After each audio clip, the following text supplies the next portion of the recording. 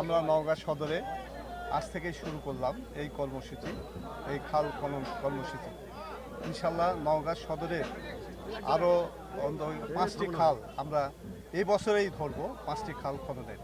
ইতিমধ্যেই সেইটি আমাদের বিএনপি চেয়ারম্যান, বাংলাদেশের প্রধানমন্ত্রী ইতিমধ্যেই আমাদেরকে খাল খননের বরাদ্দ দিয়েছেন।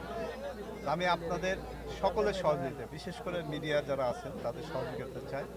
আপনাদের সহযোগিতা এই চাই যে যাতে করে প্রত্যেকটি এলাকায় যে খালগুলি হবে এই খালে যেন স্বচ্ছতার সাথে এবং জবাবদিহিতার সাথে যেন এই কাজগুলি হয়, মানুষ যেন কোনো কথা বলতে না পারে, সেই জন্য আপনাদেরকে সদয় করব। কিন্তু আমি আপনাদেরকে অনুরোধ করবো, বিশেষ করে সাংবাদিকদের, আপনারা অযথা মানে একটা নিউজের হওয়া সত্যতা না জানায় আপনারা কোনো সময় নিউজ করবেন না, দয়া করে এই কাজটি করেন না।